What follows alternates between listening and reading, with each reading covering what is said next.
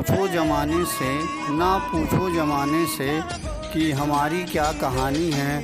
हमारी तो बस पहचान इतनी है कि हम सिर्फ हिंदुस्तानी हैं। जय हिंद, वंदे मातरम। बच्चों, आपका हमारी यूट्यूब चैनल विजय सर की पाठशाला में एक बार फिर से स्वागत है।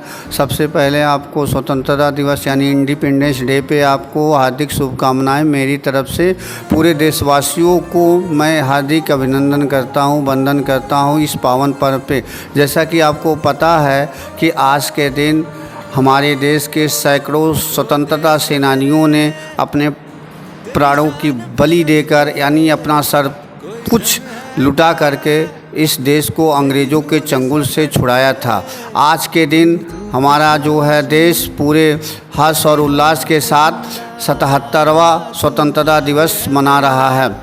सबसे पहले हम उन स्वतंत्रता सेनानियों को नमन करते हैं जिन्होंने अपने प्राणों की बलि देकर आज इस मुकाम पे हमको हासिल करवाया है।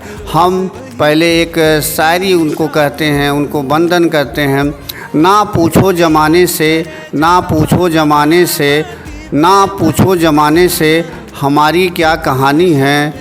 हमारी तो बस पहचान इतनी सी है कि हम सिर्फ हिंदुस्तानी हैं। प्यारे बच्चों, आज के वीडियो में हम स्वतंत्रता दिवस से संबंधित कुछ ऐसी महत्वपूर्ण एवं रोचक जानकारी बताना चाहते हैं जिससे जो है संपूर्ण देशवासियों को जानना बहुत ही आवश्यक है। आपको ये नहीं पता होगा कि सबसे पहले जो है 15 अगस्त पे जो है कौन सा झंडा फहराया था, किसने जो है लाल किले पे पहला स्पीच दिया था। वीडियो बड़े ही ध्यान से सुनिएगा, वीडियो बड़ी ही रोचक होने वाली है जिससे पढ़ कर के आप जो है हर कॉम्पिटिटिव परीक्षाओं में बड़े ही अच्छे नंबर प्राप्त कर सकते हैं। वीडियो को शुरुआत करते हैं एक शायरी नुमा अंदाज से। फिर मैं सबसे पहले उन स्वतंत्रता सेनानियों को एक बार पुनः नमन करता हूँ। आओ झुककर सलाम करे, आओ झुककर सलाम करे, जिसके मुकाम में यह काम आता है। आओ झुककर सलाम करे, जिसके मुकाम में यह काम आता है।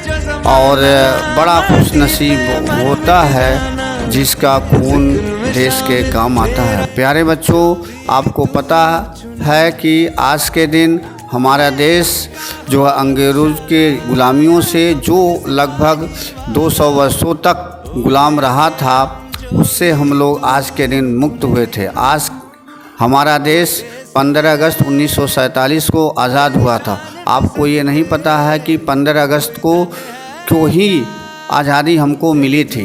आज हम आपको बताएंगे क्यों 16 अगस्त को, क्यों 14 अगस्त को देश आज़ाद नहीं हुआ था। इसके पीछे की छिपी हुई कहानी आपके सामने मैं बताने जा रहा हूँ। जैसा कि आपको पता है कि हमारे देश के अंतिम वायसराय और स्वतंत्र भारत संघ के वाइस जनरल जो थे लॉर्ड माउंटबेटन, जिन्होंने जो है खुद 15 तारीख को बहुत ही अपने आप को लकी मानते थे। उनका जो भी कार्य होता था वह 15 तारीख को किया करते थे। जब देश आज़ाद की बारी आई तो उन्होंने 15 तारीख को ही चुना। लेकिन हमारे जो देश के ज्योतिषों ने, ब्राह्मणों ने, पंडितों ने इस दिन को कहा कि ये अमंगल है। फिर उन्होंने जो है लॉर्ड माउंटबेटन से इस दिन को हटाने के लिए कहा, लेकिन लॉर्ड माउंटबेटन जो है अपने इसी बातों पे अड़े रहे। उन्होंने कहा कि नहीं, 15 अगस्त ही जो है ये दिन रहेगा। बड़े विचार विमर्श में पड़ गए हमारे देश के जो ज्योतिष थे, पंडित थे। उन्होंने इसके बीच का एक रास्ता निकाला। उन्होंने कहा कि कुछ ऐसा किया जाए ताकि जो है यह मंगल वाला दिन जो है ऐसा ना पड़े। तो उन्होंने क्या कहा कि 14 अगस्त और 15 अगस्त की मध्यरात को चुना। इस विचार को लॉर्ड माउंटबेटन के पास ले गए तो लॉर्ड माउंटबेटन ने इसको एक्सेप्ट कर लिया और उसी दिन 14 और 15 अगस्त की रात, मध्य रात को हमारे देश को आज़ाद करने का ऐलान कर दिया गया।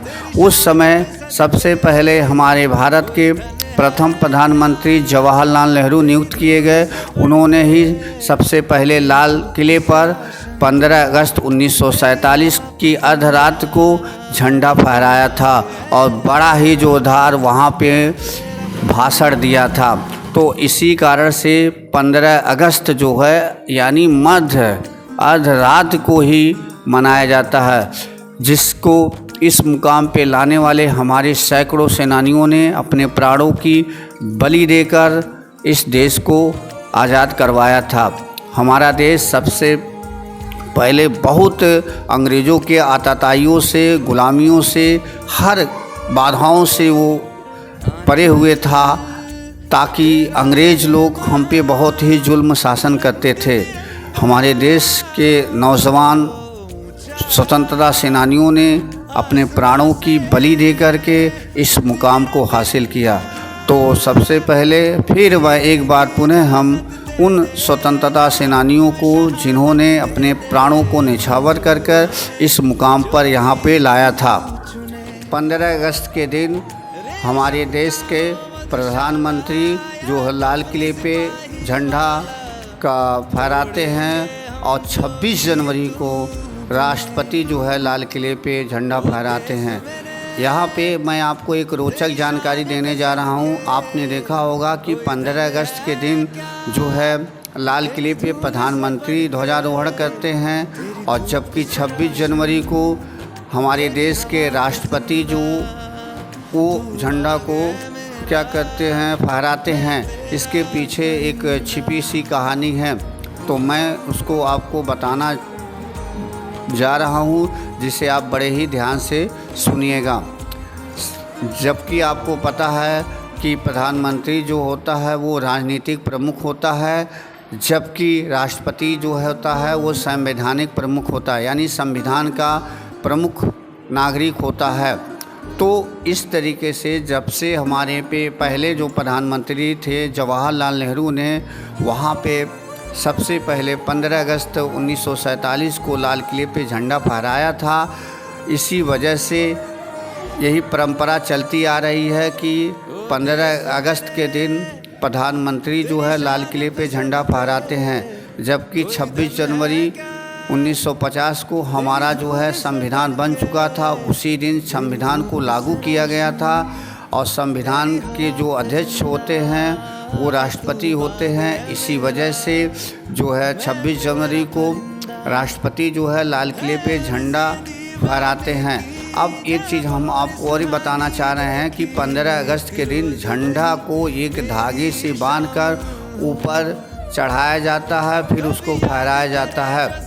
जबकि 26 जनवरी के दिन ध्वज जो होता है वो पहले से ही बंधा होता है, और वहाँ पे राष्ट्रपति केवल ध्वज को रस्सी के सहारे खींचते हैं और झंडा फहराया जाता है। जबकि 15 अगस्त के दिन डोरी की सहायता से ध्वज को धीरे धीरे ऊपर चढ़ाया जाता है, फिर डोरी को खींच करके झंडा को फहराया जाता है।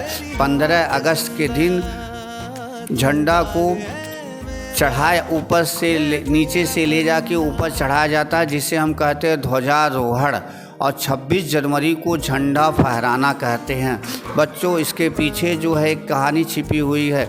जब हमारे देश को 15 अगस्त 1947 को आज़ाद किया गया था, तब अंग्रेज़ जो है अपने झंडे को नीचे उतार कर और हमारे झंडे को धीरे धीरे धीरे चढ़ा करके ऊपर फहराया था। और यह बात हमारे देश के लिए बड़े ही गर्व की बात है। उस दिन की याद दिलाता है कि इस पावन पर्व पे कितने जो है जो स्वतंत्रता सेनानी ने अपने प्राणों की बलि दे करके इस पावन दिन को लाया था। इसलिए यहाँ पे परंपरा चलती आ रही है कि पहले ध्वज को धीरे धीरे ऊपर चढ़ाया जाता है, फिर जाके उसको फहराया जाता है। इसके पीछे यही परंपरा चली आ रही है। तो उस समय सबसे पहले हमारे भारत के प्रथम प्रधानमंत्री जवाहरलाल नेहरू ने इसको फहराया था। इसलिए 15 अगस्त को ध्वजारोहण कहते हैं और 26 जनवरी को झंडा फहराना कहा जाता है। प्यारे बच्चों, आप जानते हैं कि हमारा जो ध्वज जिनको हम कहते हैं तिरंगा, वह 3 रंगों का है। 3 रंगों का क्यों है? और उनके बीच में एक नीले रंग का अशोक चक्र है, जिसमें 24 तीलियां बनी हुई है। इनके पीछे क्या रहस्य है? इनको ये रंग नहीं है, ये रंग नहीं है, ये रंग के साथ एक गर्व है जो हमारे देश के सभी नागरिकों को एक धागे में पिरोया हुआ है, ताकि हमारा देश भिन्न भिन्न जातियों, भिन्न भिन्न मजहबों, भिन्न भिन्न धर्मों के होते हुए भी फिर भी हम एक हैं। हर रंगों की अपनी अपनी अलग अलग पहचान है। जो हमारा केसरिया रंग है साहस एवं बलिदान का प्रतीक है। हमारा जो सफ़ेद रंग है वो शांति एवं सद्भावना का प्रतीक है। और हरे रंग जो है वो संपन्नता के लिए प्रतीक हैं। और उसमें जो हमारे एक रंग और है जिसका जिक्र होता है नीला, उसको नहीं रखा गया। नीला रंग प्यारे बच्चों, यहाँ पे नीला रंग जो है अशोक चक्र से जो चक्र लिया गया जिसमें 24 तीलियां है, उसका रंग नीला है। नीले रंग का मतलब ये हुआ परिवर्तन। कहने का मतलब चक्र जिस तरीके से परिवर्तन होता है हमारे जीवन में भी परिवर्तन होते रहेंगे। हमारा जीवन भी परिवर्तन है। हमारा जीवन कष्ट और चुनौतियों और संघर्षों से भरा हुआ है, जिसे हमें लड़ करके उसका सामना करके आगे बढ़ना है। इस देश को हमको आगे एकदम उच्च शिखर पर ले जाना है, जिसको इस अंग्रेज़ों से चंगुल से छुड़ाकर हमारे स्वतंत्रता सेनानियों ने इस मुकाम पे हासिल किया है। अब उसको हम लोगों की जिम्मेदारी बनती है कि हम उसको आगे शिखर को ले जाएं, हमारे देश को आगे, सबसे आगे, हर राष्ट्रों से आगे ले जाए, ताकि हम ऐसे देश के नागरिक कहलाएं जो विदेश के लोग भी अपने आप को जो है एक सम्मानित महसूस करें कि हम उस देश के लोगों से, उस देश के लोगों को हम लोगों ने जो इस तरीके से गुलाम बनाया था, जिस तरीके से परेशान किया था, आज उसके जो है सारी चीज़ों से हट करके, सारे मुकाबलाओं से तोड़ करके हम लोग आगे बढ़े हुए हैं। हम चाहते हैं प्यारे बच्चों आप भी उन्हीं स्वतंत्रता सेनानियों के आदर्शों पे चलें और आगे बढ़ते रहें, ताकि हमारे देश पे आने वाली मुसीबतों का सामना बड़े डटकर संघर्षों के साथ, कठिनाइयों के साथ करते रहें। प्यारे बच्चों, स्वतंत्रता दिवस पे बहुत ही रोचक और भी हम जानकारियाँ देने वाले हैं।